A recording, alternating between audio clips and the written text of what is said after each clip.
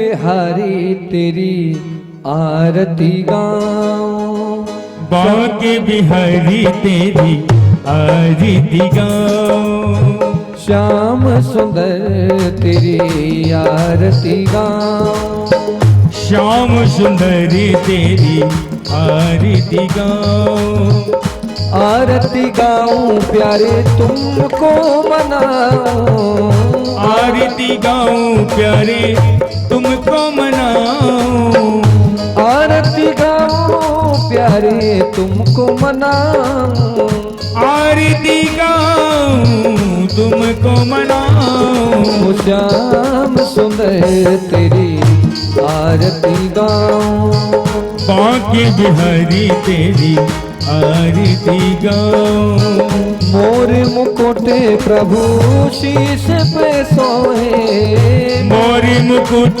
प्रभु शीश पे सोहे, प्यारी बंसी मेरो मन मोहे, प्यारी मुरली मेरो मन मोहे, देख छवि बलिहारी जाऊं, बांके बिहारी तेरी आरती गाऊं, चरणों से निकली गंगा प्यारी, चरणों से निकली है गंगा प्यारी, जिसने सारी दुनिया तारी, जिसने सारी दुनिया तारी, मैं उन चरणों के दर्शन पाऊं, बांके बिहारी तेरी आरती गाऊं, श्री हरिदास के प्यारे तुम हो, श्री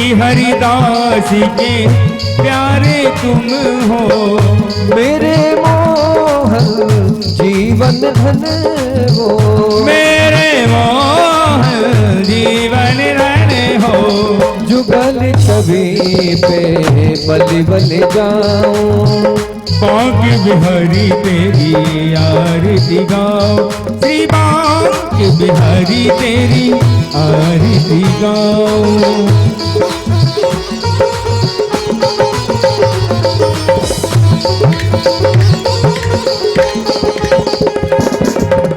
संग सोहे ब्रज भानु दुलारी, संग सोहे ब्रजी भान दुलारी, ललिता दिक सखियां सब प्यारी, ललिता दिक सब सखियां प्यारी, वास सदा वृंदावन पाऊं, वास सदा वृंदावन पाऊं, नंद के लाला तेरी आरती गाऊं, श्री बांके बिहारी तेरी आरती गाऊं, तेरी आरती गाऊं प्यारी, तेरी आरती गाऊं, तेरी आरती गाऊं, कर्पूर गौरम करुणावतारम संसार सारम भुजगेन्द्रहारम, बगलगम हृदय वृंदे मम भवानी सहितं नमामि, त्वमेव माता च पिता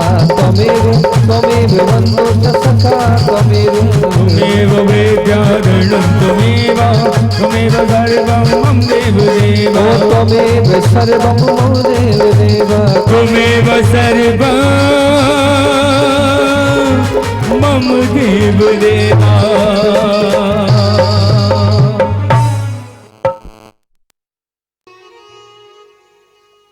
चनो तं शरण्यं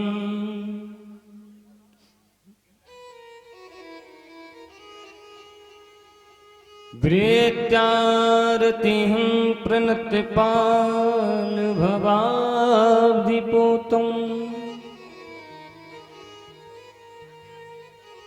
वन्दे महापुरुषते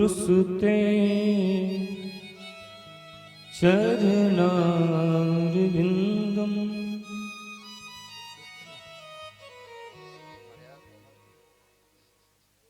जय जय जय राधारमण,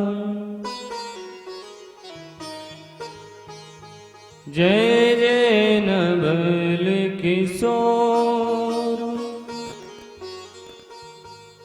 जय गोपी चित चोर प्रभु सो जय जय माखन चोर।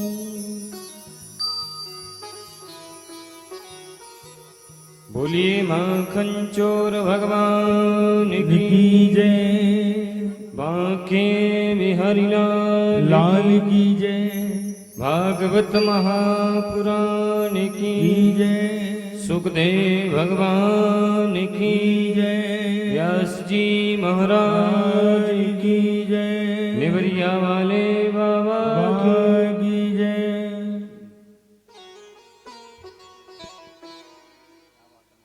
परम मांगलमय परात्पर अखिलेश्वर कारण करुणा वर्णालय भक्त वांछित कल्प तरु तड़िंद्युति विनिंद्युति पीतांबर धारी श्री बालकृष्ण लाल की बांगमयी प्रतिमूर्ति श्रीमद् भागवत महापुराण इस स्थान के अधिष्ठात्री देवता निवरिया वाले बाबा एवं इस स्थान एवं इस ग्राम के दृश्य एवं अदृश्य सभी देवी देवता सभी शक्तियां हमारे समस्त श्रोता महानुभाव भक्त मति माताएं बहनें इस भागवत रूपी सुंदर जीवन यात्रा का आज हमारा 7वां दिवस है, विश्राम दिवस है। और देखें आप ये पावन पवित्र समय कितने जल्दी निकलता है। देखिए आज 7 दिन हो गए, मानो ऐसा लग रहा है कि जैसे कल ही आए हो। हरे राम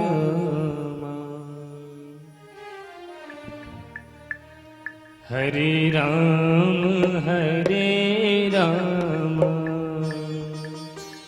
हरे राम हरे राम जय हो। राम राम हरे हरे हरे कृष्ण कृष्ण कृष्ण हरे हरे हरे कृष्ण कृष्ण कृष्ण हरे हरे। और एक बात, कथाओं में और जितने भी ये जो मंत्र है ना, ये केवल मंत्र है, ये केवल मंत्र है। लेकिन ये क्या है? हरे कृष्ण हरे रामा, ये मंत्र नहीं है, ये नाम महामंत्र है भगवान का। तो जरूरी नहीं कि भगवान मंत्रों से ही प्रसन्न होते हैं, नहीं, ये तो नाम महामंत्र है।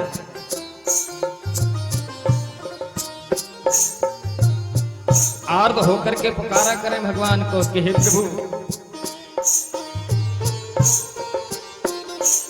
हरे राम हरे कृष्ण हरे राम राम राम हरे हरे। ओ हरे राम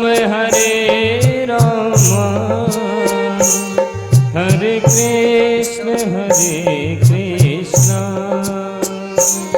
हरे राम राम राम हरे हरे। हरे राम राम राम हरे हरे। हरे कृष्ण जय हो। कृष्ण कृष्ण हरे हरे।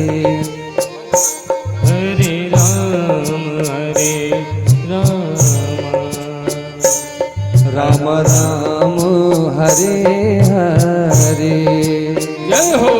हरे कृष्ण कृष्ण कृष्ण हरे हरे। जय हो।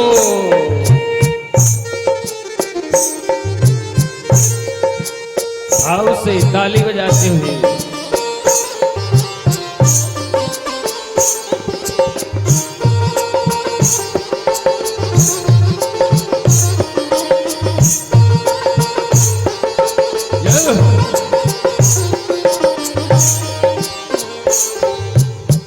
और ये नाम कैसा है? मंत्र महामणि विषय व्याल के, मैटत कठिन को अंक भाल के। मंत्र महामणि विषम व्याल के, मैटत कठिन को अंक भाल के। ऐसा नाम है भगवान का, महामंत्र है। और बोले कैसा है मंत्र महामणि, ये तो राम नाम बोले मणि नहीं महामणि है। और ये जीवन के कठिन से कठिन को अंक भी मेट देता है परमात्मा का ये राम नाम। कठिन से कठिन को अंक जीवन के सारे दुख दूर कर देता है परमात्मा का ये राम नाम। तो भाव से कहेंगे और पुकारेंगे परमात्मा को। जय हो।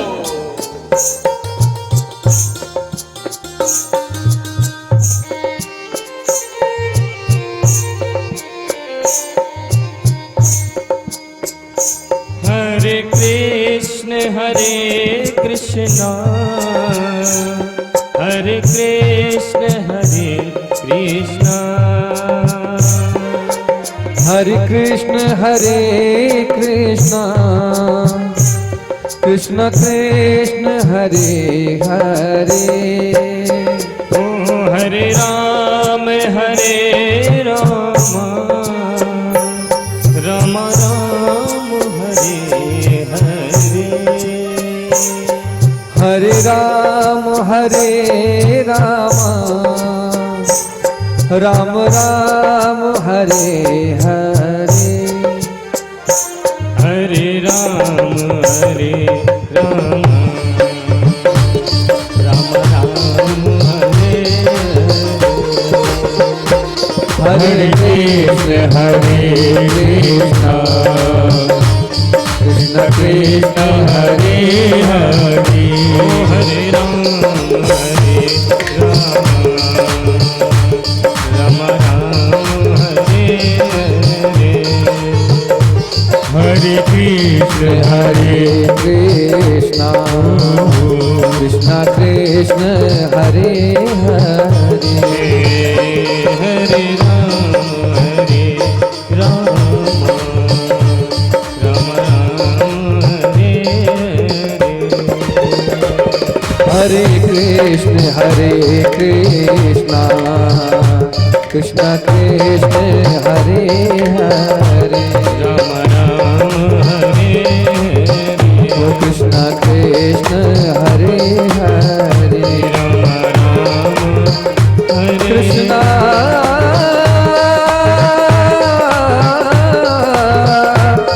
हरे कृष्ण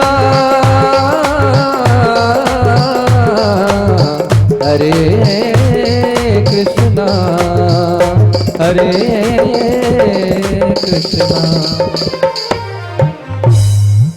मछली पकड़ने वाला आया और मछली को पकड़ करके ले गया। और कहाँ ले गया? बोले उसी सम्रासुर के यहाँ। और जब उस मछली को काटा गया तो उस मछली के पेट में वो बालक निकला। बोले इस बच्चे का क्या करें? तो बोले हमारे यहाँ जो विद्या अध्ययन कराती है ना विद्यावती, उस विद्यावती को वो बालक दे दिया।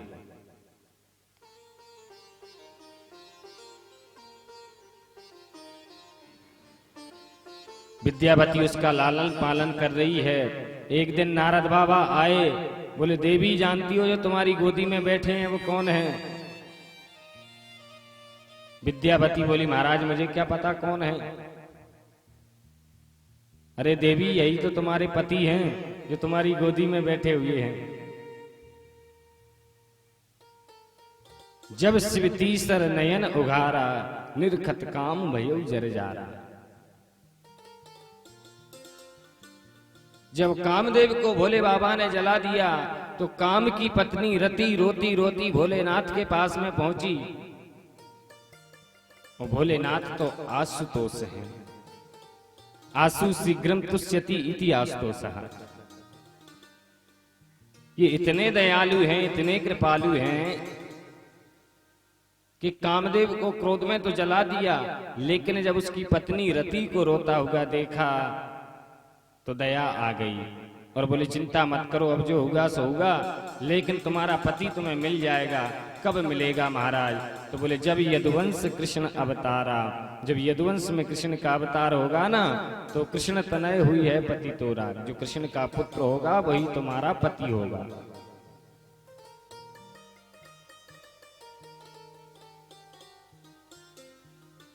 यहां देखें भोलेनाथ बड़े ही दयालु हैं। और वैसे ब्रह्मा है सृष्टि करने वाले देवता, नारायण है पालन करने वाले देवता, और भोलेनाथ कौन है? बोले संहार करता। संहार भोलेनाथ ही करते हैं। बड़े दयालु हैं, इतने दयालु हैं कि फिर अपने आगे पीछे का भी नहीं देखते कि हमारा क्या होगा। एक दैत्य हुआ है, इसका नाम था बृकासुर। एक बार इस बृकासुर ने भोलेनाथ की तपस्या करी और भोलेनाथ प्रसन्न हो गए। बोले बरम ब्रूही, वर मांग लो, क्या चाहिए? बोला महाराज हमें ऐसा वर दे दो कि हम जिस किसी के सर पे हाथ रखें वो जलकर भस्म हो जावे। भोलेनाथ बोले इसमें कौन सी बड़ी बात, जाओ ऐसा ही होगा। वर दे दिया। अब क्या हुआ? बोले इसके मन में पाप आ गया। पाप क्यों आ गया?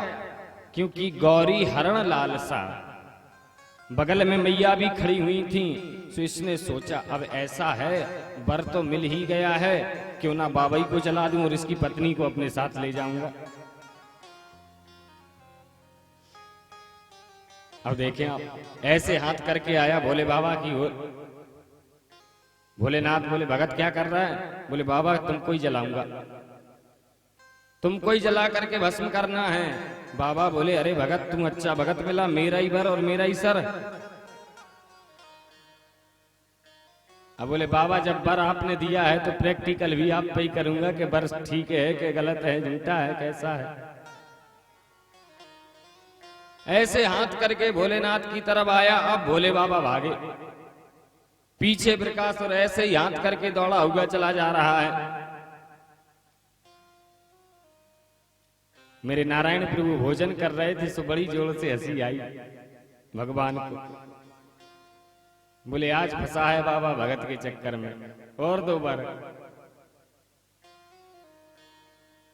और भगवान कहते हैं अब मुझे जाना होगा। सो मेरे प्रभु ने तुरंत एक बड़े सुंदर ब्राह्मण का रूप बनाया और ब्राह्मण का वेश बना करके उस बृकासुर के पास जाकर के हाथ पकड़ करके उसे रोक लिया। अरे कहां भागे जा रहे हो बृकासुर जी, जरा 1 मिनट बात तो सुनो। बृकासुर को रोक लिया, अपने दुपट्टे से हवा करने लगे बृकासुर को। अरे देखो तो कैसे पसीने पसीने हो गए हो, अरे क्यों भाग रहे हो ऐसे? बृकासुर बोला कौन है साहब आप, खामी खामे हमें रोक दिया। वो बाबा आगे निकल गया। भगवान बोले अच्छा अब बात समझ में आई, लगता है तुम भी शंकर के चक्कर में पड़ गए दिखो। बृकासुर बोला कौन सा चक्कर? बोले वही सर पे हाथ रखने वाला। बोले तुम्हें कैसे पता? बोले हमें भी पहले यही वर दिया था उसने। कि जिस किसी के सर पे हाथ रखोगे वो जलकर भस्म हो जाएगा। तो बृकासुर बोला, आज तक कितने जलाए तुमने? भगवान बोले, अरे जलाना फूंकना तो भाड़ में गया, आज तक किसी को गर्म ही नहीं कर पाए, तुम जलाने की बात कर रहे हो। सब झूठा है, पर कोई ठीक नहीं है। बृकासुर बोला, अच्छा वो झूठा है तो ये बाबा क्यों भाग रहा है? बोले, हमें वर दे करके भी ऐसे ही भागा था। पहले तो ये वर देता है कि तुम जिस किसी के सर पे हाथ रखोगे वो जलकर भस्म हो जाएगा। फिर उसके मन में ऐसी भावना भर देता है कि वो बाबा ही के सर पे हाथ रखने को तैयार होता है, और ये बाबा भागता है। अब बाबा भाग रहा है तो जिसे वर मिला है वो भी सोचता है कि जब बाबा भाग रहा है तो वर सच्चा ही होगा।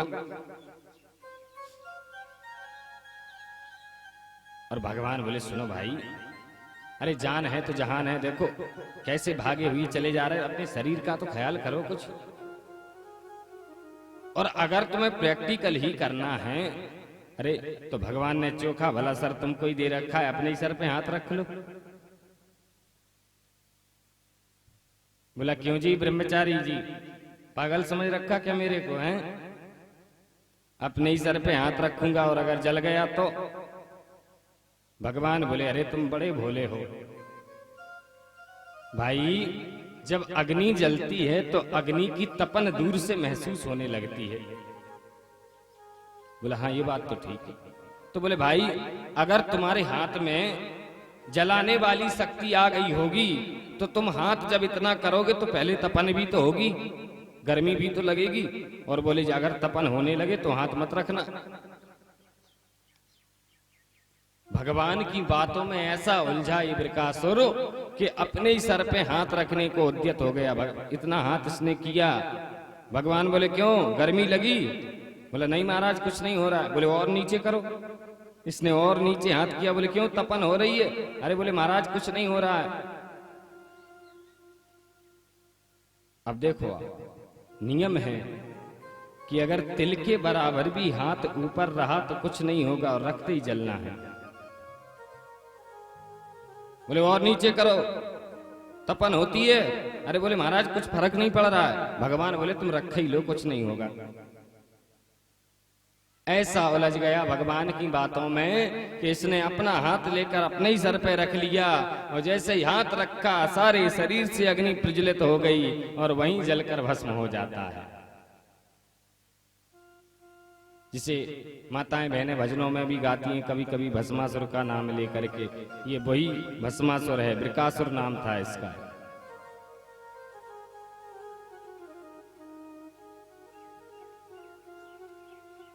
भगवान भोलेनाथ झाड़ी के पीछे छिपे हुए थे, सो ही निकल करके आए। बोले, प्रभु बहुत बड़ी कृपा करी, आपने बचा लिया। अरे तो बगला भगत मिल गया था।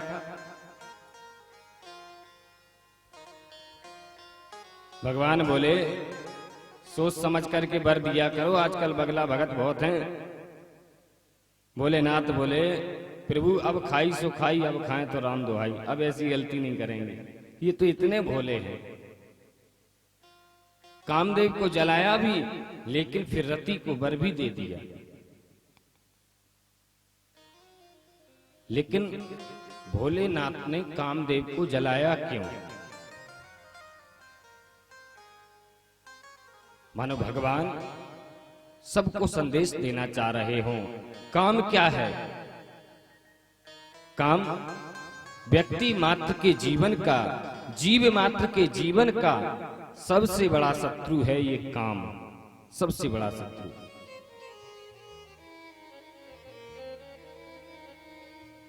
जब कहीं अगर हमें वातावरण अनुकूल मिल जाता है ना, तो व्यक्ति निंदित कर्म कर जाता है उस समय।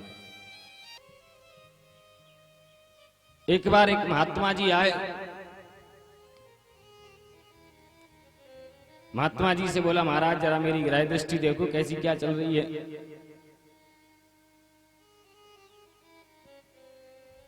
महात्मा जी ने उसका हाथ देखा।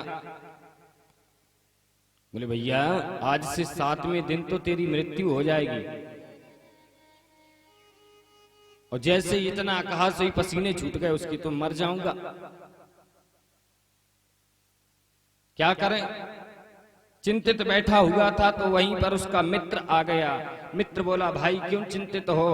अरे मैंने आज महात्मा जी से हाथ दिखाया था और महात्मा जी कह रहे थे कि 7 दिन बाद तुम्हारी मृत्यु हो जाएगी, ठीक दिन के 12 बजे। और वो बड़े ब्रह्मज्ञानी महात्मा है, उनकी बात कभी झूठ नहीं होती।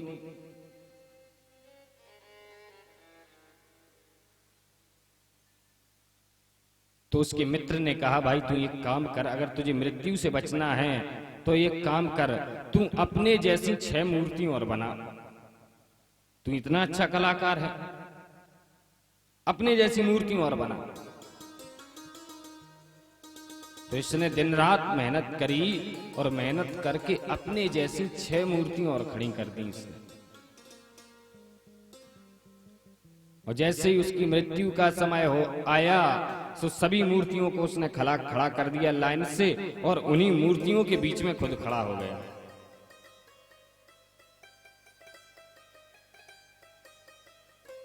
अब जैसे ही यमराज के दूत आए उसे लेने के लिए, तो देखा कि साथ साथ खड़े हैं वहां पर। चक्कर में पड़ गए, क्या करें? क्यों? अब सोचने लगे कहीं अगर हमने इसे मारने के लिए अपना फांस फेंक दिया और किसी गलत व्यक्ति के गले में चला गया, दूसरा व्यक्ति मर जाएगा तो पूरी गड़बड़ हो जाएगी। क्या करें? दौड़ते दौड़ते यमराज के पास में गए। अरे बोले महाराज कम से कम पता ठिकाना तो ठीक तरह से दिया करो, है ऐसी जगह पहुंचा दिए जहां साथ साथ खड़े हैं एक जैसे। अब बताओ हम किसे मार दें? यमराज बोले नहीं नहीं ऐसा नहीं हो सकता, चलो आप ही चलो हमारे साथ में देख लो। यमराज भी आए तो देखा साथ साथ खड़े हैं। यमराज ब्रह्मा के पास में पहुंचे, बोले महाराज 1-2 बना देते एक जैसे। साथ साथ बनाए और वो भी एक ही घर में। अब बताओ हम किसे मार दें? ब्रह्मा बोले अरे नहीं नहीं मैंने 7 नहीं बनाए, चल करके खुद देख लो। ब्रह्मा आए, ब्रह्मा भी देख करके चक्कर में पड़ गए। ब्रह्मा नारायण प्रभु के पास में पहुंचे, बोले महाराज ये लीला क्या है? भगवान भी आ गए और सर्व अंतर्यामी परमात्मा से क्या छुपा। भगवान ने जैसे ही देखा, भगवान बोले आप बड़े भोले हो। अरे भाई इनमें आदमी तो केवल एक ही है, ये जो बकाया है ना वो सब मूर्तियां हैं।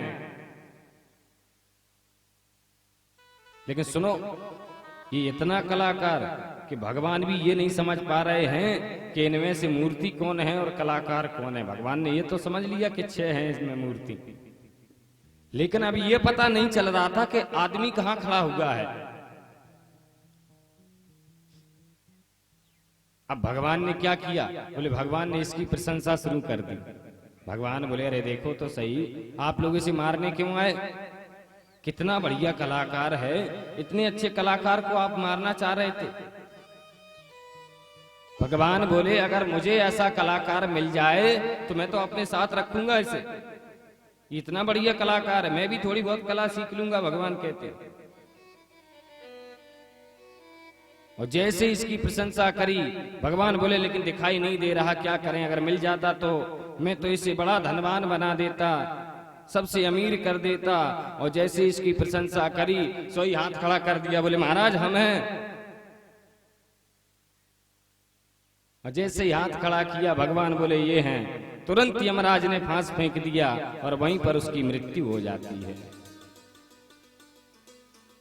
कहने का मतलब क्या?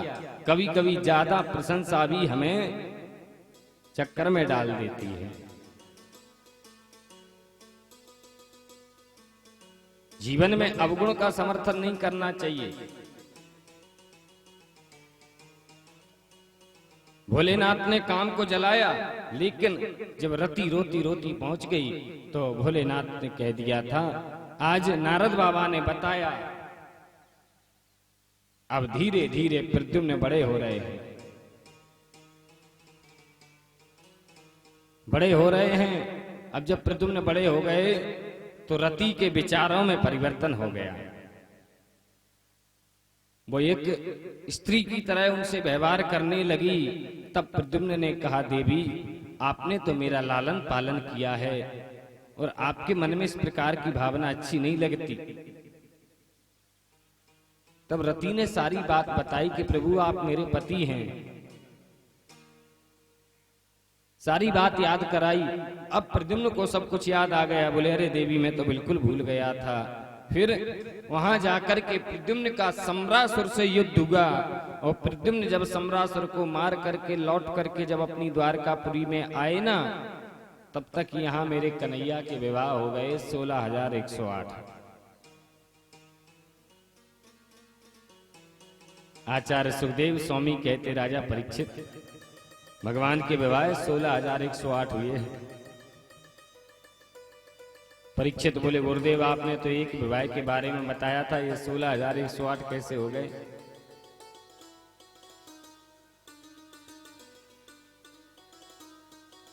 भगवान सुखदेव कहते, परीक्षित याद है आज 7वां दिन है और आज तक्षक आएगा तुम्हें दसने के लिए। परीक्षित कहते, प्रभु मैं ये नहीं कहता हूं कि मैंने मृत्यु को जीत लिया या मुझे मृत्यु का भय नहीं लगता। मैं नहीं कहता कि मैंने भूख को जीत लिया, काम को जीत लिया, क्रोध को जीत लिया, प्यास को जीत लिया, नहीं कहता मैं। क्योंकि जब व्यक्ति सोचता है कि मैंने काम को जीत लिया, जब व्यक्ति सोचता है कि मैंने क्रोध को मार दिया, जब व्यक्ति सोचता है कि मैंने लोभ को मार दिया, तब ही हम धोखा खा जाते हैं। तभी धोखा खाते हैं। क्यों?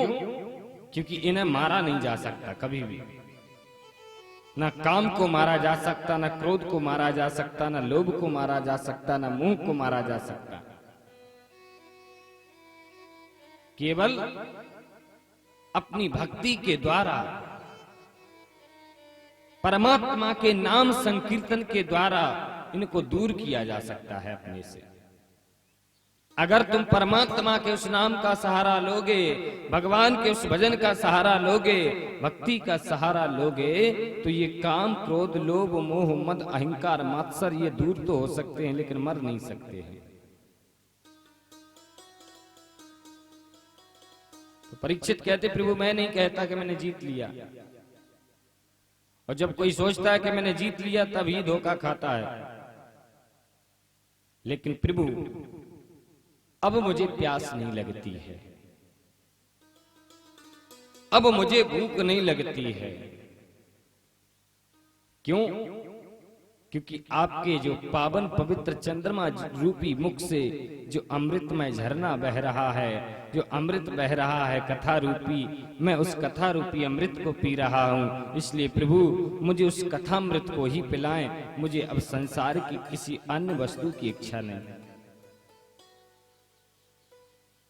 मैं समझता हूं कि मेरे जीवन का जो समय बचा हुआ है वो समय अब केवल परमात्मा की उसी चिंतन में निकले, भगवान की उसी कथा में निकले, और मुझे कुछ नहीं चाहिए।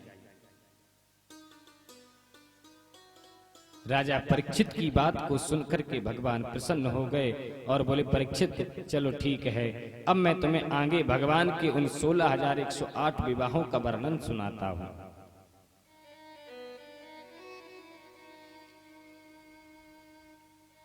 भगवान कहते, राजा परीक्षित एक सत्राजित नाम के राजा थे। सत्राजित के पास में एक यशमंतक नाम की मणि थी, और उस मणि का वैशिष्ट क्या था? बोले उस मणि का वैशिष्ट था कि अगर कहीं 10 घंटे उस मणि की पूजा की जाए तो प्रतिदिन वो 2 क्विंटल सोना देती थी। 2 क्विंटल। एक दिन राजा सत्राजित उस मणि को पहन करके भगवान द्वारकाधीश की सभा में पहुंचे द्वारकाधीश ने कहा, बोले महाराज आपकी माला बड़ी अच्छी लग रही है, उसमें ये आपने जो मणि लगा रखी है स्मंतक नाम की, ये मणि हमें दे दो। आप इतना धन लेकर के क्या करोगे, छोटा सा परिवार आपका, मुझे दोगे तो मैं धन से ब्राह्मणों को दान करूंगा, यज्ञ करूंगा, अनुष्ठान करूंगा। सत्राजित ने तो मना कर दिया। सत्राजित ने मना किया।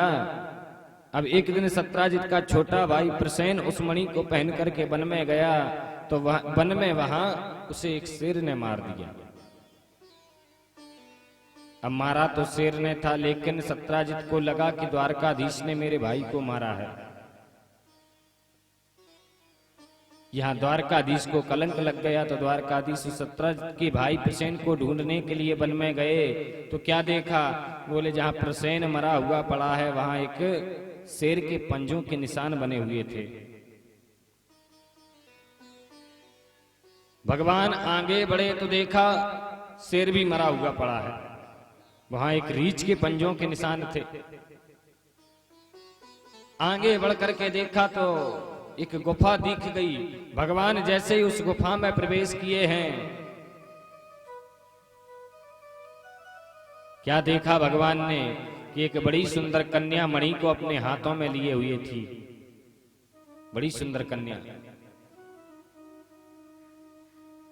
जैसे ही भगवान वहां पहुंचे, जांबवंत जी निकल करके आ गए और भगवान से बड़ा विचित्र युद्ध छिड़ जाता है। 28 दिनों तक वो युद्ध चला और मेरे कन्हैया ने जामवंत जी को मारते मारते उनकी नस नस ढीली कर दी।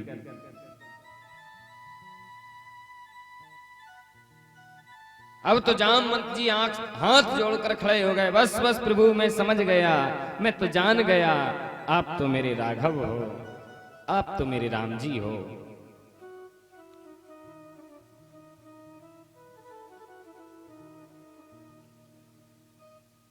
और बोले प्रभु अब ये मणि क्या, अब तो आप मेरी बेटी को भी ले जाइए। भगवान का दूसरा विवाह जामवंत जी की बेटी जामवती के साथ में हुआ।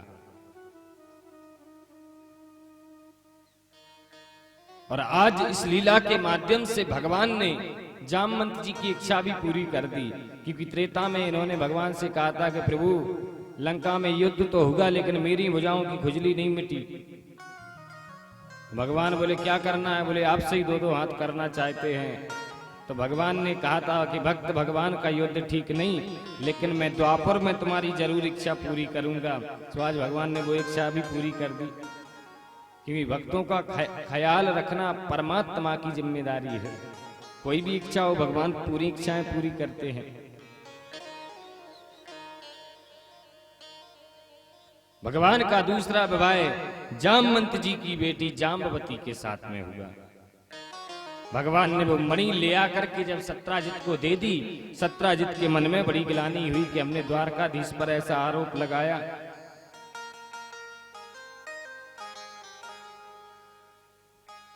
अब सोचने लगे कि द्वारकाधीश से हमारे जो संबंध बिगड़ गए हैं वो संबंध कैसे बनेंगे, क्या करें।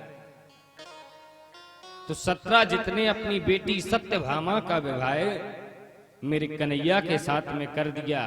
तो भगवान का तीसरा विवाह राजा सत्राजित की बेटी सत्यभामा के साथ में हुआ।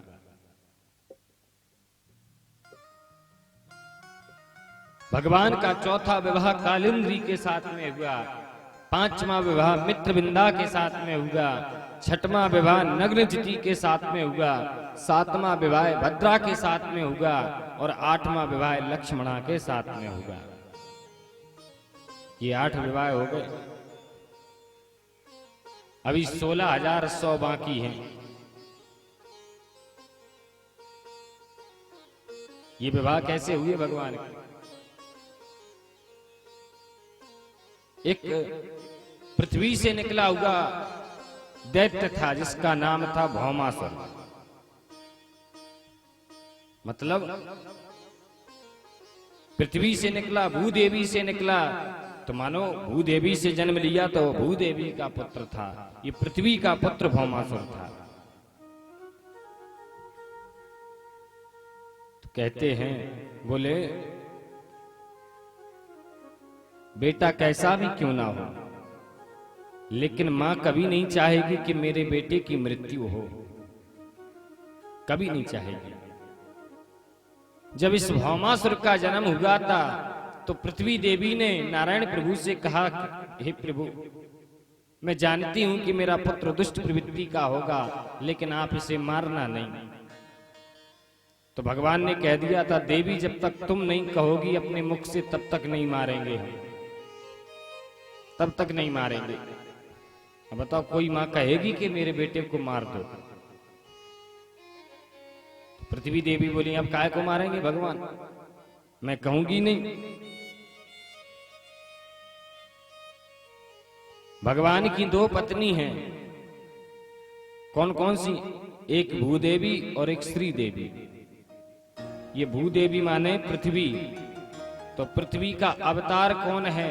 पृथ्वी का अवतार है सत्यभामा, वो भूदेवी है सत्यभामा। और श्री देवी रुक्मिणी महारानी, लक्ष्मी, श्री माने लक्ष्मी।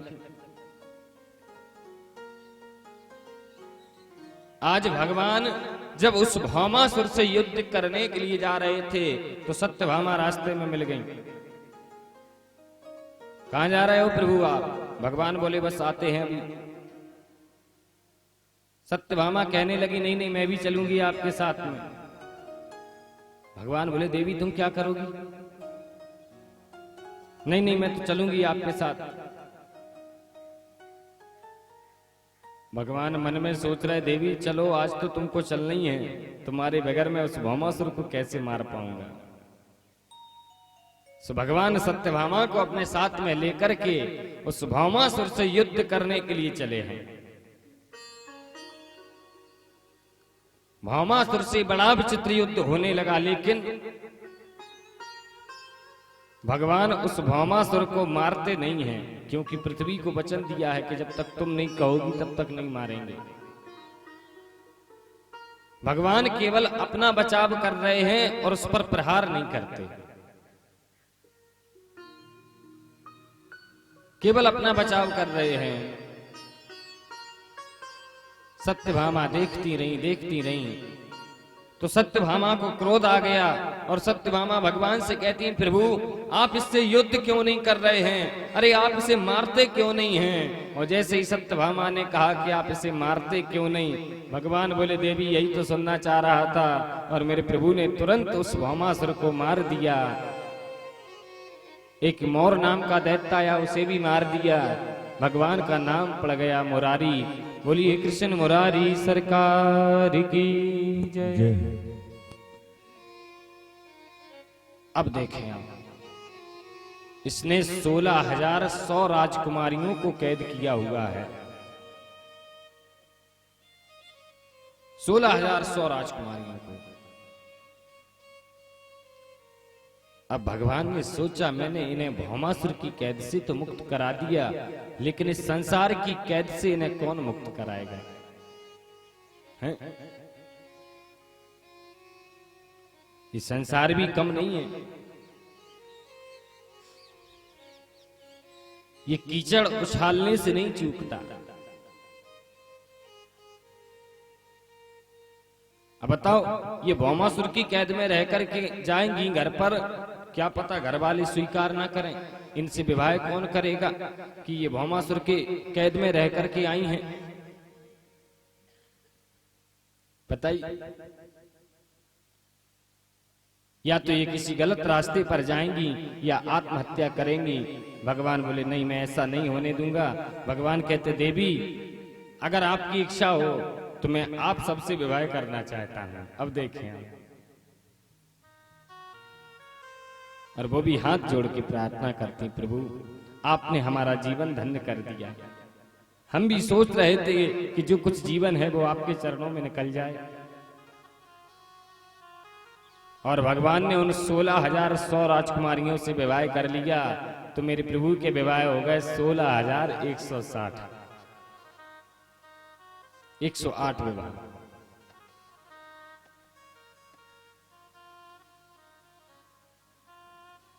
अब जरा आध्यात्मिक दृष्टि से देखें ना, तो बोले भगवान की पत्नी इतने से कम नहीं होती है। 16,108 कैसे? बोले 5,000 मंत्र होते हैं ज्ञान कांड में, 16,000 मंत्र होते हैं उपासना कांड में, 80,000 मंत्र होते हैं कर्म कांड में। तो जो 16,000 उपासना कांड के मंत्र है ना, वही भगवान की 16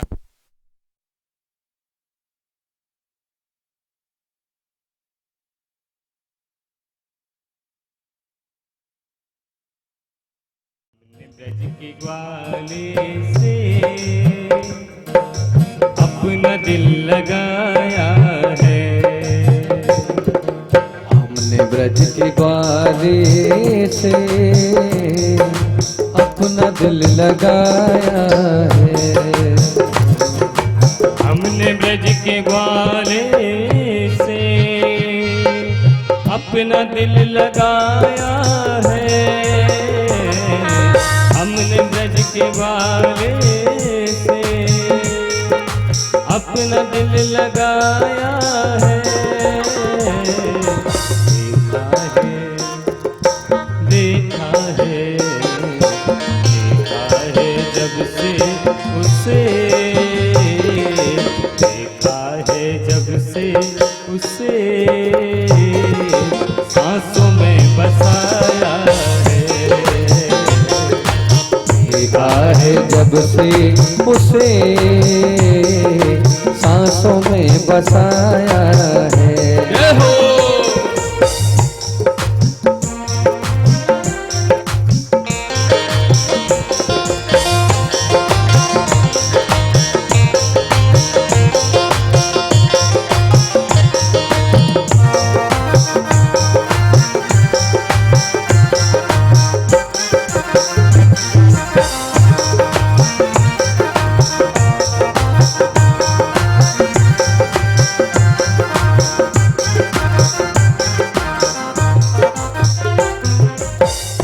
और सुनो, जो उससे दिल लगा लेता है उसकी दुनिया बदल जाती है।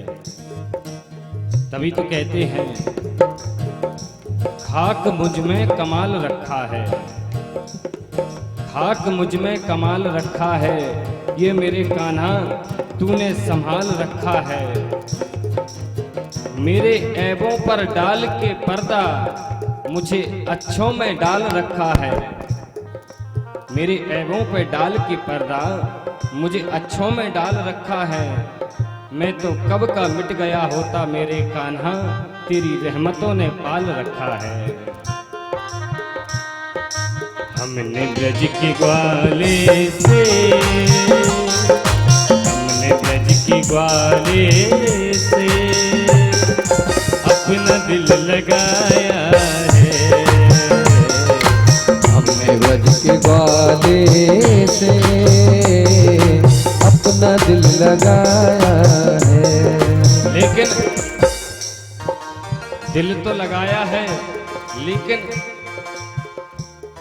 अभी तक उसे बता नहीं पाए कि हमने तुमसे दिल लगाया है। सोचा तो कई बार है कि बता दूं उसको। कई बार सोचा उसे,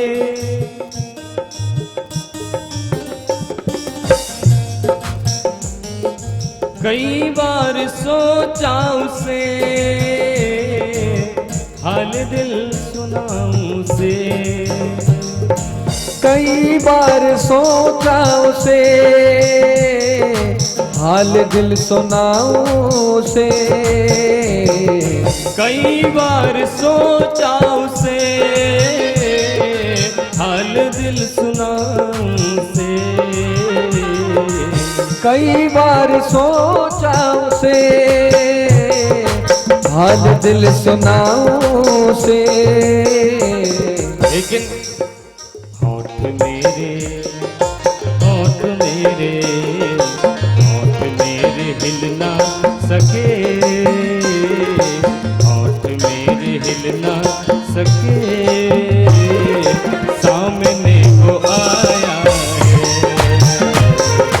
होठ मेरे हिल ना सके, सामने वो आया है।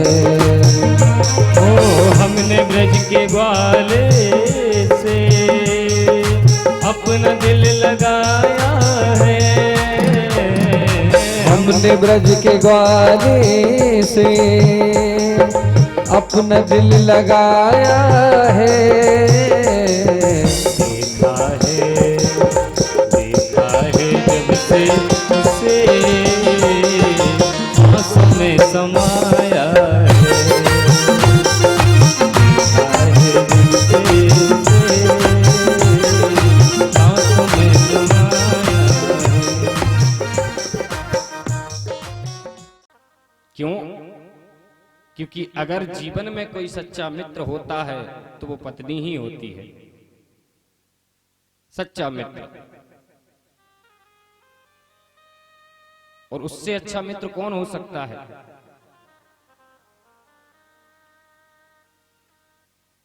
तो लड़ाई झगड़ा भी होता है, रूठना मनाना भी होता है, हास परहास भी होता है और प्रेम भी होता है।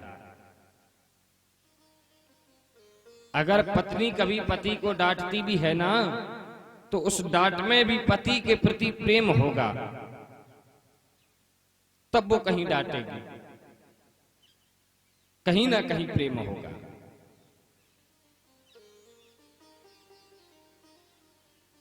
तो सब पत्नी रूठती हैं, लेकिन महारानी रुक्मिणी कभी नहीं रूठती, कभी किसी को क्रोध नहीं करती, कभी किसी से नाराज नहीं होती, ना कभी भगवान से रूठती हैं। मंत्री से लेके दरबान महामंत्री सब एक ही बात करते हैं, महारानी मिले तो रुक्मिणी जैसी मिले, राजरानी मिले तो रुक्मिणी जैसी मिले। ये कभी रूठती नहीं, कभी गुस्सा नहीं करती किसी पर, हमेशा मुस्कुराती हुई रहती है।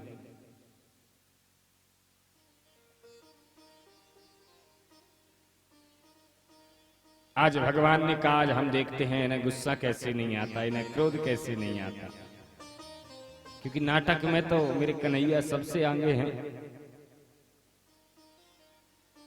आज इन्होंने क्या किया, अपना मुरझाया हुआ चेहरा बनाया और रुक्मिणी के महल में पहुंच गए।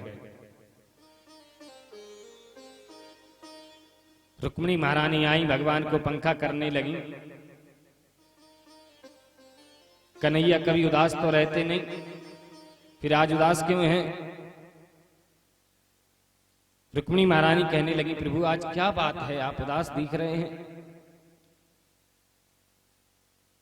कन्हैया बोले, नहीं नहीं देवी कोई बात नहीं। रुक्मिणी जी कहती, नहीं नहीं महाराज आप उदास हैं, क्या बात है। कन्हैया बोले, नहीं देवी कोई बात नहीं है। अब रुक्मिणी जी ने कह दिया, बोले महाराज हमसे कोई गलती हुई है क्या? कन्हैया बोले, अब अच्छा मौका है। भगवान बोले, देवी तुमसे एक आध गलती हुई हो तब तो तुम्हें बताएं, तुम तो गलती पर गलती, गलती पर गलती, गलती पर गलती करती रहती हो। एक आध गलती करी है तुमने, क्या बताएं तुम्हें।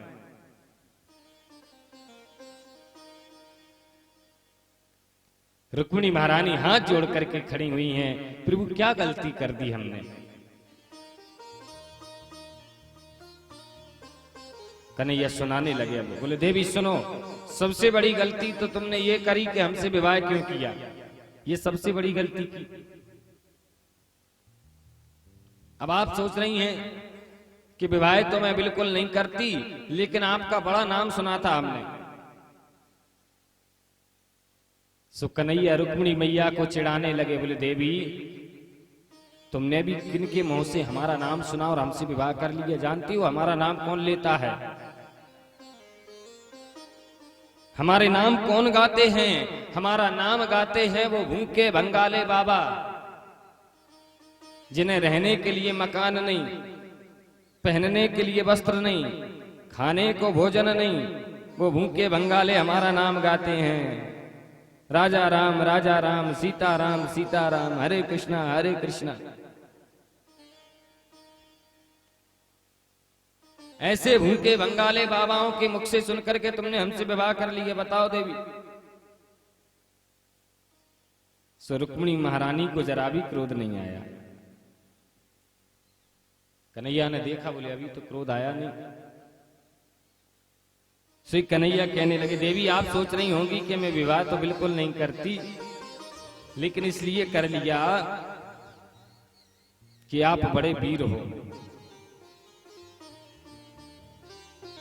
कन्हैया कहते, देवी काय का वीर, मुझसे बड़ा डरपोक नहीं है कोई। इतना डरता हूं कि मुझे बड़े बड़े राजाओं ने इस पृथ्वी लोक पर रहने ही नहीं दिया। पृथ्वी पर नहीं रहने दिया तो देखो उन राजाओं के डर से मैं बीच समुद्र में रहता हूं, इतना डरपोक हूं। तुमने ऐसे व्यक्ति से विवाह कर लिया। लेकिन रुक्मिणी महारानी को फिर भी क्रोध नहीं आया। कन्हैया बोले, देवी तुम सोच रही होगी कि मैं विवाह तो बिल्कुल नहीं करती, लेकिन इसलिए कर लिया कि आप देवकी नंदन हो, वसुदेव नंदन हो। कन्हैया बोले, अगर ये सोचो तो यहां भी गड़बड़ है सब। कोई तो मुझसे कहता है कि देवकी नंदन वसुदेव नंदन है, कोई नंद नंदन यशोदा नंदन भी कहता है। अब बताओ देवी, जिसके माता पिता कन्फर्म नहीं, ऐसे व्यक्ति से तुमने विवाह कर लिया। लेकिन रुक्मिणी महारानी को फिर भी क्रोध नहीं आया। तो भगवान बोले, देवी आप सोच रही होंगी कि मैं विवाह तो बिल्कुल नहीं करती, लेकिन इसलिए कर लिया कि आप बड़े विद्वान हैं, बड़े गुणी हैं, बड़े अच्छे अच्छे गुण हैं आपके अंदर। कन्हैया बोले, देवी मेरे में कोई ऐसा अच्छा गुण नहीं है, कोई सद्गुण नहीं है। और इतना ही नहीं देवी, अभी आपने सुना नहीं, मुझे लोग माखन चोर कहते हैं, कोई चीर चोर कहता है, कोई रण चोर कहता है। देवी ऐसे चोर से तुमने विवाह कर लिया, बताओ। मैं तो चोर हूं।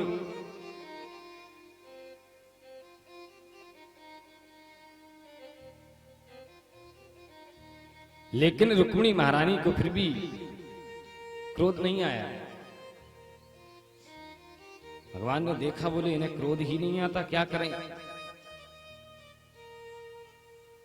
सो भगवान बोले, देवी आप सोच रही होंगी कि मैं विवाह तो बिल्कुल नहीं करती, लेकिन इसलिए कर लिया कि आप बड़े सुंदर हो। अरे देवी काय का सुंदर, मैं तो जन्म से ही काला था, और जब से काली नाग से एक बार युद्ध किया तब से और भी ज्यादा काला हो गया। ऐसे काले से तुमने विवाह कर लिया।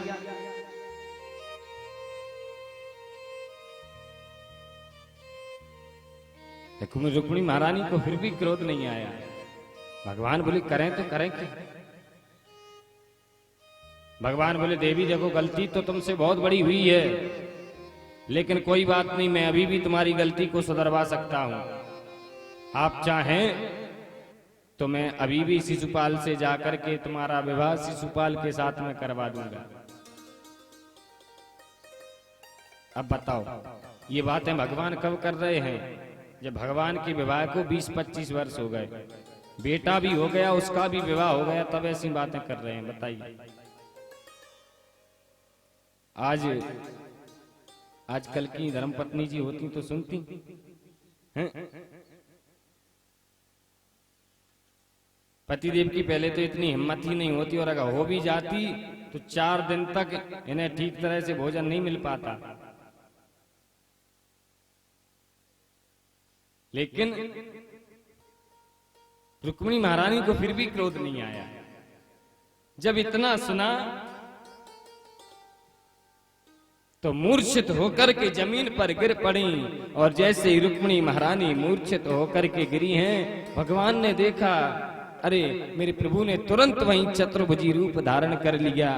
2 हाथों से रुक्मिणी को गोदी में उठाया मेरे प्रभु ने, एक हाथ से रुक्मिणी को पंखा झलने लगे और एक हाथ से रुक्मिणी महारानी के सर को दबाने लगते हैं। लेकिन 1.5 घंटे के बाद में जब रुक्मिणी महारानी की मूर्छा टूटी तो भगवान रुक्मिणी जी के सर को दबा रहे हैं, पंखा झल रहे हैं। कन्हैया की आंखों में आंसू आ गए। बोले देवी, अरे मैं तो तुमसे हास पर हास कर रहा था, अपने मन में किसी भी प्रकार का कोई भाव नहीं लाना, तुम तो मुझे सबसे प्रिय हो। लेकिन जानते हो, आचार्य सुखदेव स्वामी कहते, परीक्षित, भगवान की बातों का जो जवाब रुक्मिणी महारानी ने दिया वो बड़ा अद्भुत है, बड़ा ही अद्भुत। रुक्मिणी मैया कहती, प्रभु आपने कुछ भी गलत नहीं कहा, आपने जो कहा बिल्कुल ठीक कहा है। कन्हैया बोले, देवी मैं तो हास पर हास कर रहा था, अब तुम भी करने लगी। रुक्मिणी जी बोली, नहीं नहीं महाराज, आपने बिल्कुल ठीक कहा। आपने कहा था कि हमने भूखे बंगाले बाबाओं के मुख से सुनकर के तुमसे विवाह किया। तो रुक्मिणी महारानी कहती, प्रभु जानते हो सबसे बड़ा धनवान कौन है? कौन होता है सबसे बड़ा धनवान? बोले, इस नासवान धन के पाने से कोई धनवान नहीं हो जाता। अरे भाई, ये धन तो नासवान है, आज है कल नष्ट होगा, आज नहीं है तो कल आएगा। तो इस नासवान धन को पाने के बाद में अगर हम अपने आप को धनवान समझते हैं तो बिल्कुल नहीं, हम धनवान नहीं हैं। तो धनवान कौन है? बोले, धनवान वो है जिसके पास में राम नाम रूपी धन है। कबीरा सब जग निर्धना, धनवंता नहीं कोई, धनवंता सोई जानिए जाको राम नाम धन होई। जिसके पास में परमात्मा का वो राम नाम रूपी खजाना है, वो संसार में सबसे बड़ा धनवान है। इस नासवान धन को पाने के बाद कोई धनवान नहीं होता। इसलिए प्रभु, उन संतों से बड़ा धनवान इस संसार में दूसरा कोई और नहीं है। जिन संतों के पास में इस संसार का सांसारिक नासवान धन नहीं होता है, उनके पास में वो मणि रूपी राम नाम धन होता है। बताइए, मणि की कीमत ज्यादा होती है कि इन कागजों की? उनके पास तो मणि रूपी धन है, रतन रूपी धन है। वो धन कभी नष्ट नहीं होगा।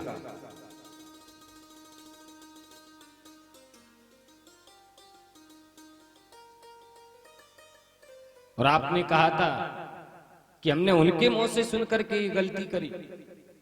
तो रुक्मिणी महारानी कहती, प्रभु अगर आप इसे गलती मानते हो तो मैं तो संसार में सबको कहूंगी कि ऐसी गलती तो सबको करनी चाहिए, ऐसी गलती तो बार बार करनी चाहिए, ऐसी गलती तो हजारों बार करो जिस गलती के करने से हमें परमात्मा मिल जाए। ऐसी गलती तो बार बार करते रहो, इस गलती के करने से भगवान मिले।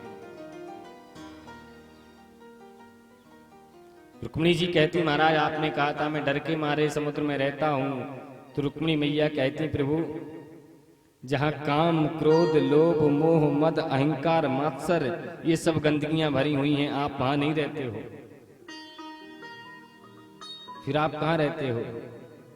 आपका निवास केवल इस आत्मा रूपी समुद्र में होता है। आप इस संसार में नहीं रहते, परमात्मा रहता तो इस हृदय भवन में है।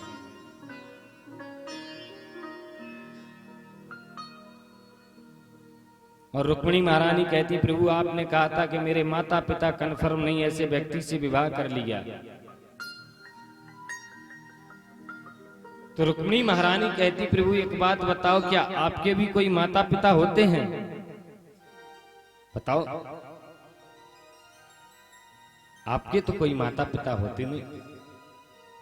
जगत के पिता, जगत के माता, जगत के कल्याणकर्ता, जगत के जगदाधार तो आप हो।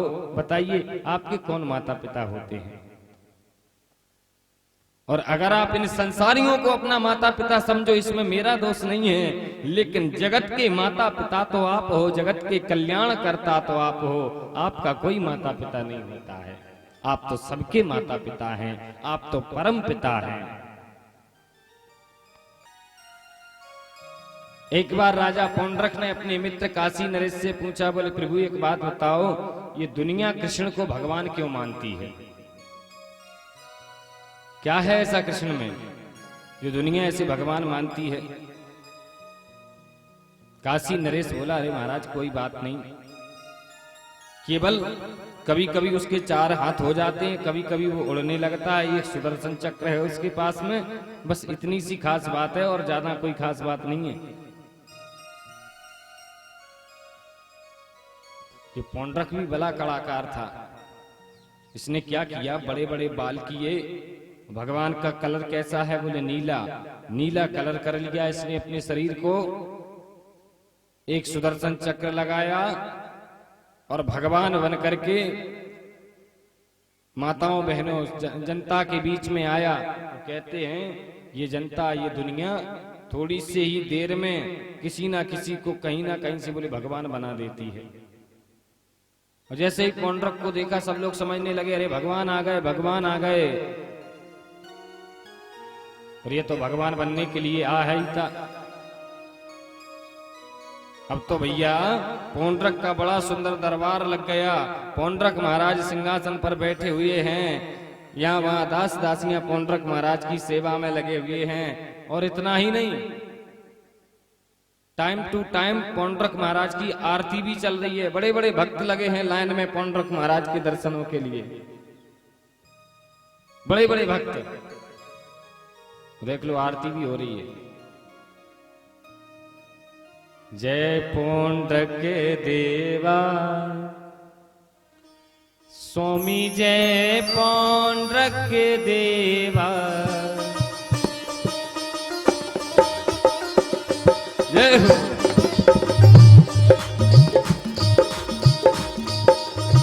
जय पौंड्रक देवा स्वामी, जय पौंड्रक देवा।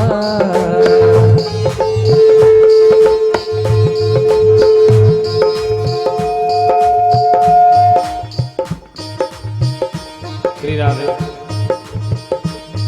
ओ जय पौंड्रक देवा स्वामी, जय पौंड्रक देवा, भगतन को दुख देवा, भगतन को दुख देवा, प्राणन के लेवा, स्वामी जय पौंड्रक देवा। अब बताओ, भगतन को दुख देवा, प्राणन के लेवा। देखो आप, हमारी माताओं बहनों को तो पता चले बस कि कोई भभूति देने वाला बाबा आ गया, सोई भगवान बना देती उनसे। अब यही देख लो आप, पौंड्रक महाराज की आरती चल रही, बड़े भाव से ताली बज रही है।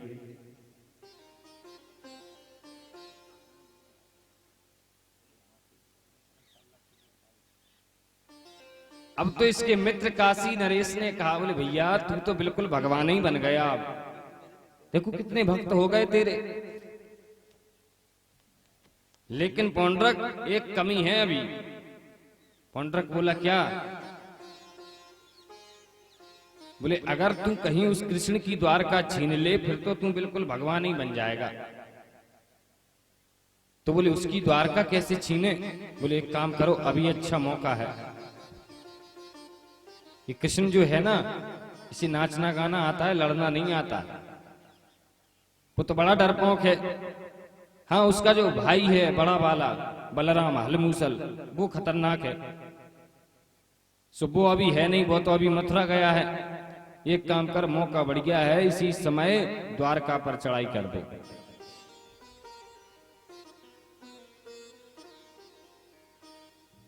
सो इसने एक पत्र लिखा भगवान को, बोले सुनो द्वारकाधीश, हे नकली द्वारकाधीश, मैं असली द्वारकाधीश तुझे आशीर्वाद देता हूं। देखो भगवान को आशीर्वाद दे रहा है।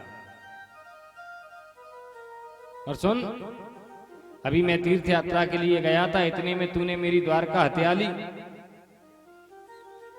अब मैं लौट करके आ गया हूं, इसलिए तू मेरी द्वारका खाली करके चला जा, और अगर द्वारका खाली नहीं करी तो मुझसे युद्ध करना पड़ेगा।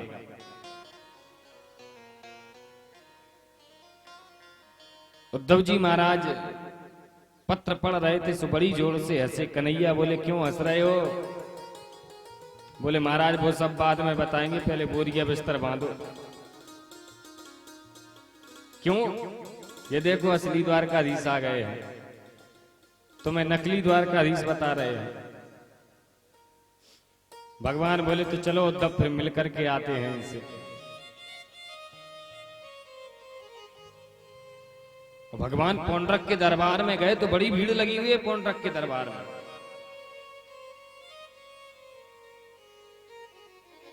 लेकिन भगवान ने जब इस पौंड्रक को देखा तो इतने करुणा निधान है प्रभु,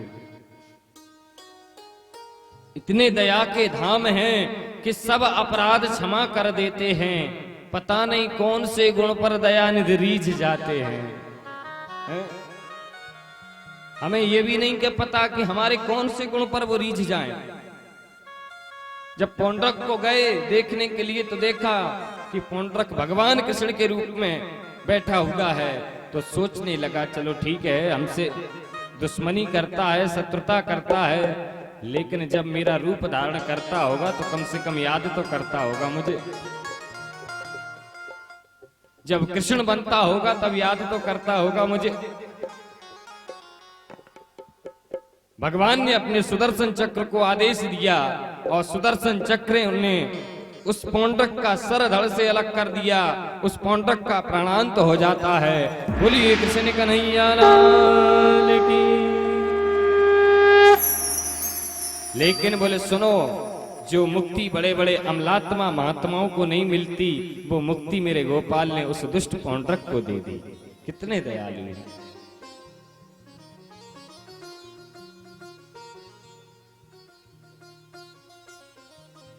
इतने कृपा निधान है वो तुम।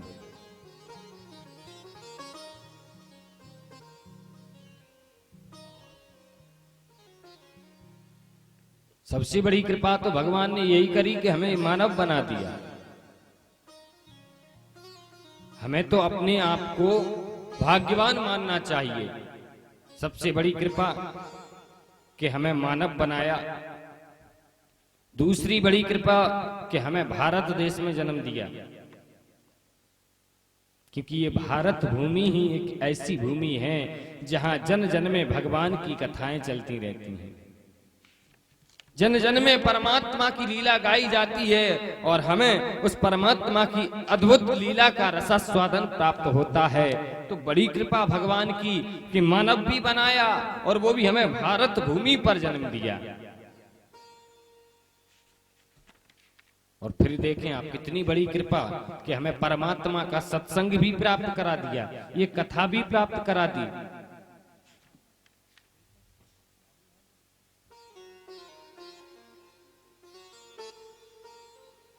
लेकिन हम परमात्मा के उस दिव्य महान नाम को भूल करके चोरों के गुलाम बन गए हैं।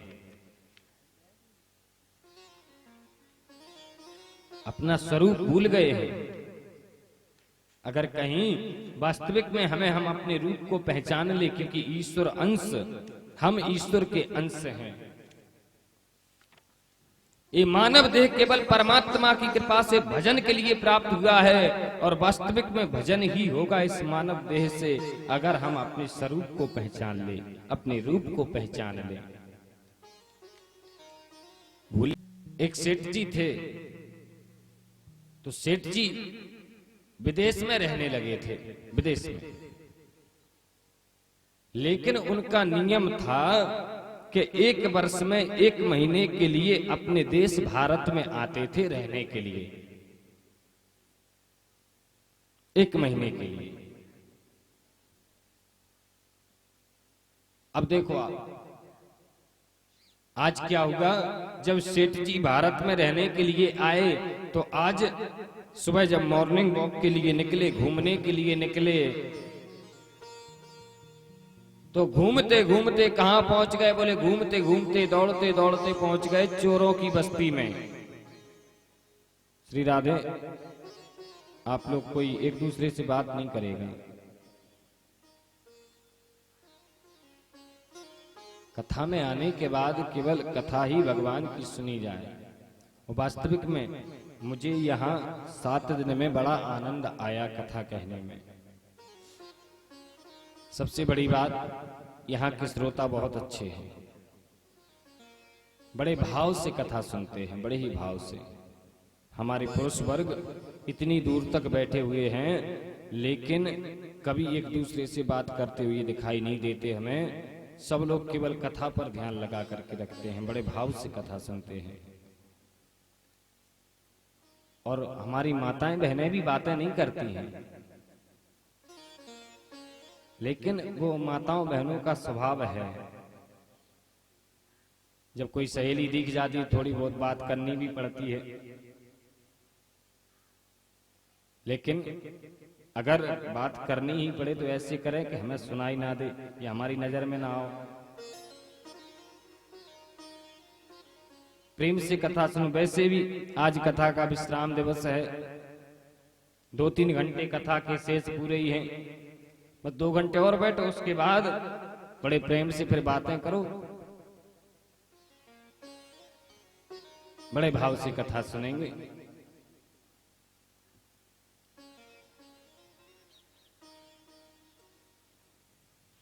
तो परमात्मा जो करे सुकम है।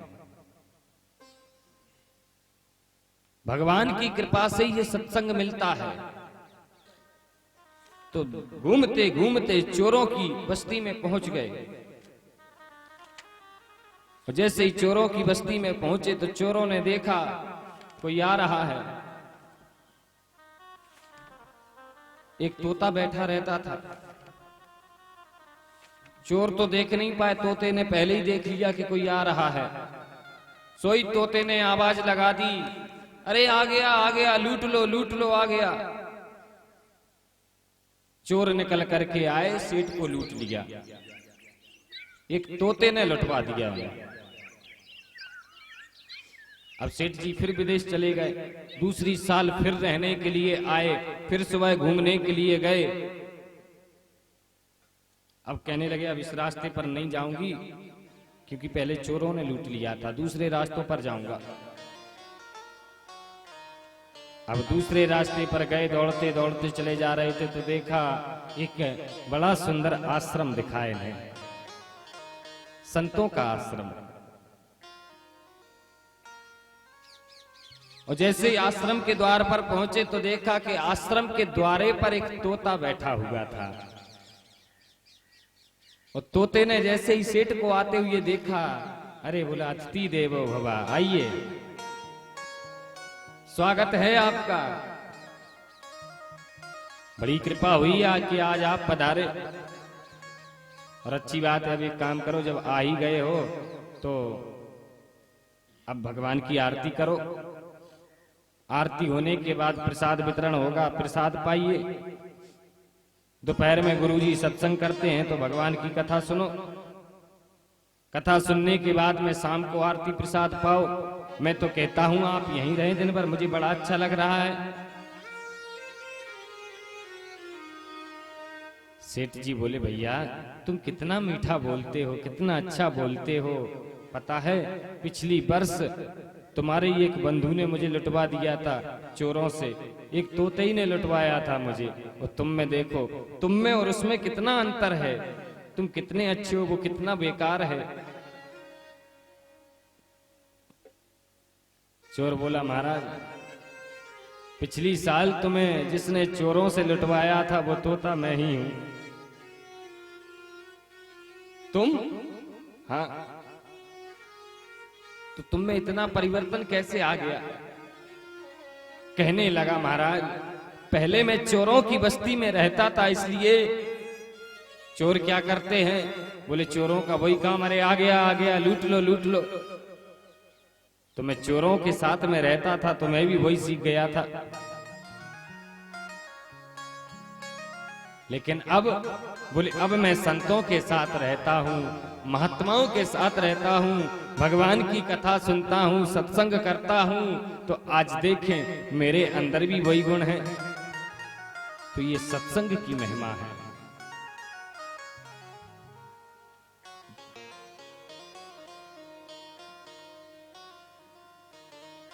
संत अगर कृपा करते हैं तो जीवन बदल जाता है। वास्तविक में अगर संत है तो संत हमारे जीवन को सुधार देता है। एक बार क्या हुआ, बोले एक महात्मा जी एक सरोवर में स्नान कर रहे थे। स्नान कर रहे थे, स्नान करते हुए एक बिच्छू ने महात्मा जी को काटा, लेकिन काट करके जैसे ही वो बिच्छू पानी में गिरा, डूबने लगा कि महात्मा जी ने उसे उठा लिया। और जैसे ही महात्मा जी ने उसे उठाया कि इसने फिर काट लिया, हाथ जल गया, फिर छिटक करके नीचे गिर जाता है। और जैसे ही पानी में फिर गिरा, फिर डूबने लगा, महात्मा जी ने उसे फिर उठा लिया, वो फिर काट देता। एक व्यक्ति किनारे पर बैठा हुआ था, बोला महाराज आप बड़े मूर्ख हो, अरे ये दुष्ट बिच्छू बार बार तुम्हें काट रहा है तो इसे मर जाने दो, क्यों उठा लेते हो। तो महात्मा जी ने बड़ी अच्छी बात कही, ये सच्ची संत की वाणी है। महात्मा जी कहते हैं ये बिच्छू इतना छोटा है, इतना सा, जब ये इतना छोटा बिच्छू अपना स्वभाव नहीं छोड़ रहा है, इस बिच्छू का स्वभाव क्या है, बोले जो कोई पकड़ेगा ये उसे काट लेगा। ये बिच्छू का स्वभाव है, तो बताइए ये छोटा सा बिच्छू अपना स्वभाव नहीं छोड़ रहा, तो मैं संत होकर के अपना स्वभाव कैसे छोड़ दूं। संत का स्वभाव कैसा है, बोले संत का स्वभाव है कि डूबते हुए को उठा लेना। संत का स्वभाव है साधु चरित्र शुभ सरिस कपासु निरस विशद गुणमय फल जासु। संत हृदय नवनीत समाना, ये साधु का चरित्र है। मैं अपना स्वभाव कैसे छोड़ दूं। और देखें आप, साधु के चरित्र को कपास के फूल की उपमा दी गई है। कपास के फूल, संतन के संग लाग रे,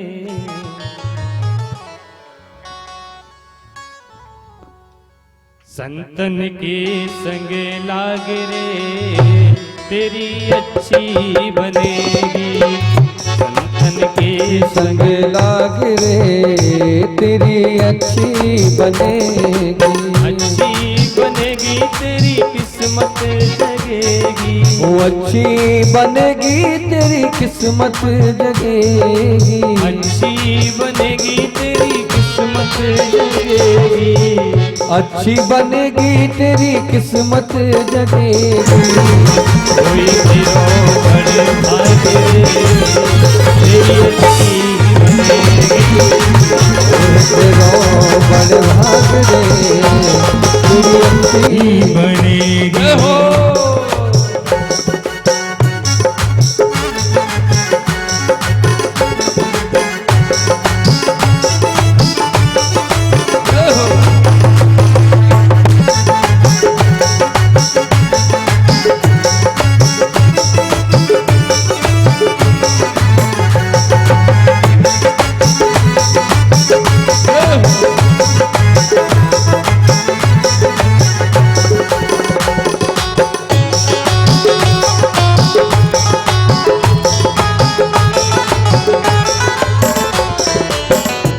और कौन कौन की बनी है संतों का संग करके।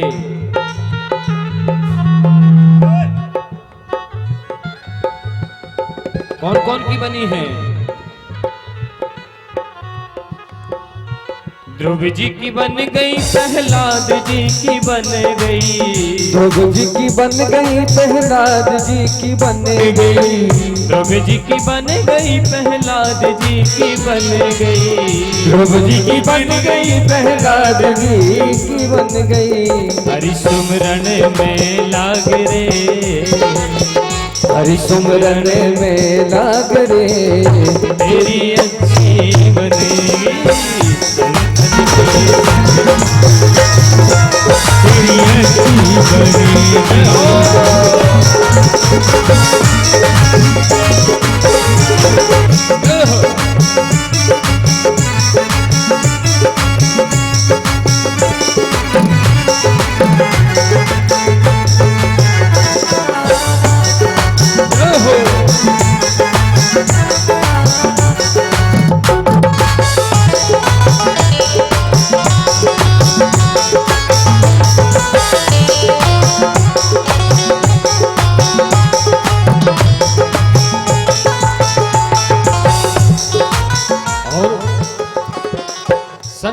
हमारे जीवन को सुधार देते हैं।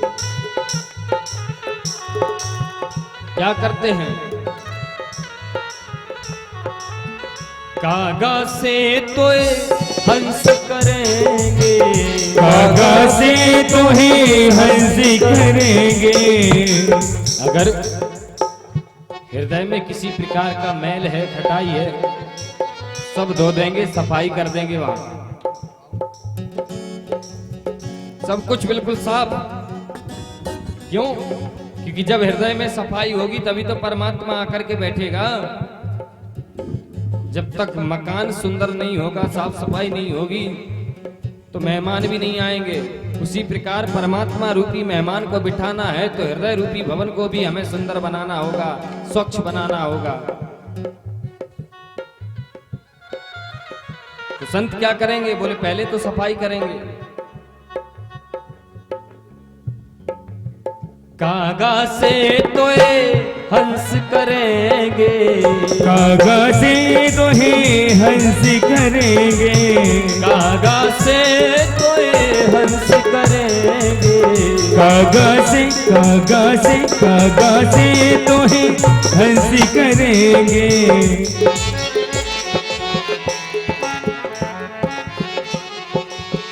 हरि सुमरन में लाग रे, जय हो। हरि सुमरन में लाग रे, तेरी अच्छी बनेगी। हरि सुमरन में लाग रे, तेरी अच्छी बनेगी। तन के संग लाग रे, तेरी अच्छी बनेगी। संतन के संग लाग रे, तेरी अच्छी बनेगी।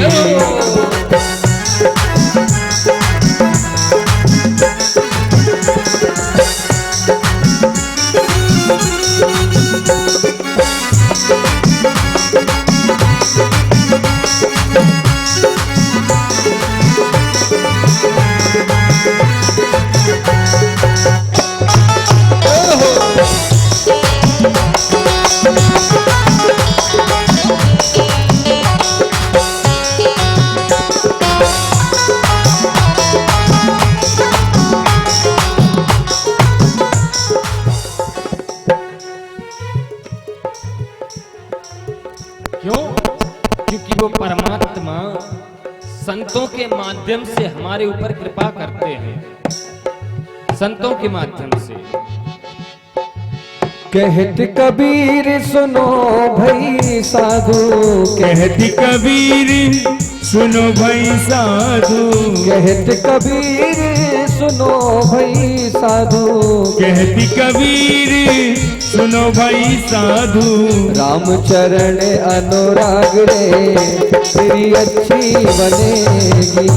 चरण अनुराग रे, तेरी अच्छी बनेगी। अच्छी बनेगी तेरी किस्मत जगेगी।